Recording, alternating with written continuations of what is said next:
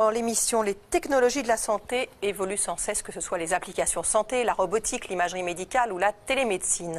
Ces innovations nécessitent des connaissances de plus en plus poussées, ce qui crée notamment de nouveaux métiers regroupant, Michel, deux secteurs. La santé et l'informatique. Devant l'afflux des demandes d'entreprises, une école d'ingénieurs parisienne a lancé depuis la rentrée 2014 une formation complète spécialisée dans la e-santé.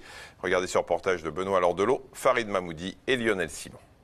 Par convention, le haut du patient est à la gauche de l'image. D'accord. D'accord.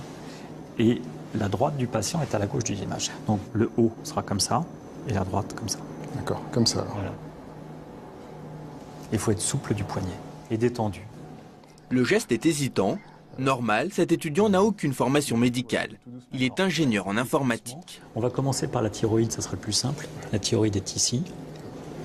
Voilà. Et après, il faut déplacer doucement. On voit la thyroïde. Voilà. Donc on a un lobe de la thyroïde qui est ici. Ces étudiants niveau Bac+5 suivent aujourd'hui une formation pratique en imagerie médicale dans le cadre de leur master spécialisé dans la e-santé. Et voilà. À la fois les établissements de santé, et à la fois les industriels vont avoir besoin de personnes qui puissent faire le lien entre les deux mondes. C'est-à-dire le lien entre l'informatique, en fait tout ce qui est technologie de l'information et de la communication, et tout ce que ça peut apporter justement à ce monde de la santé. Objectif du jour, tout connaître sur l'échographie. Donc ça c'est le flux qui circule. L'imagerie médicale, en règle générale, est un milieu qui évolue énormément, qui évolue très vite. Et il faut que les étudiants soient au courant des dernières technologies. Le cours que j'ai fait aujourd'hui, j'aurais pas pu le faire il y a 3 ans.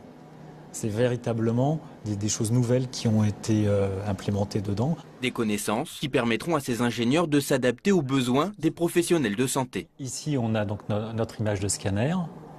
Ici, notre image d'écho. Et en fait, les deux sont parfaitement synchronisés. Cette méthode de fusion automatisée permet par exemple aux praticiens de gagner du temps dans la comparaison entre une échographie et un scanner. Très facilement. C'est l'appareil, en fait, qui reconnaît les différentes structures du balayage par rapport aux structures de scanner. Et une fois qu'on a fait notre balayage, les deux sont parfaitement synchronisés. Et une fois que la synchronisation est faite, on peut aller faire le geste thérapeutique, diagnostic qui nous intéresse. Doucement, tu vois, c'est-à-dire que tu n'es pas obligé de faire comme ça. Cette découverte du monde de la santé va permettre à ces étudiants de développer de nouveaux projets adaptés aux nouveaux besoins de la médecine. L'idée, c'est d'avoir la capacité de travailler sur des projets de télémédecine, des projets de e-santé.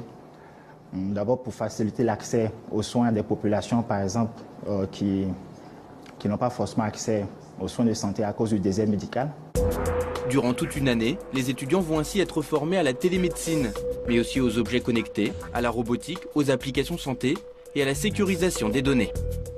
On a constitué le programme de cette formation par la consultation d'une douzaine d'entreprises. Les sociétés actuelles comme Microsoft par exemple ou Cisco, qui sont des grandes sociétés du monde de l'informatique, développent ce qu'ils appellent des practices santé, où ces métiers existent déjà et pour lesquels il est aujourd'hui nécessaire d'avoir une compétence santé et médicale pour pouvoir comprendre l'enjeu des nouveaux produits qui sont développés par ces sociétés. Et dans la e-santé, les débouchés sont nombreux. Iman en est la parfaite illustration. Elle développe des logiciels de santé à destination des cardiologues. Donc aujourd'hui, quand on réalise un examen de thorax, habituellement les radiologues vont avoir le thorax affiché de cette manière, avec les 3 orientations. Et avec le logiciel qu'on propose aujourd'hui, ils vont avoir un post-traitement automatisé.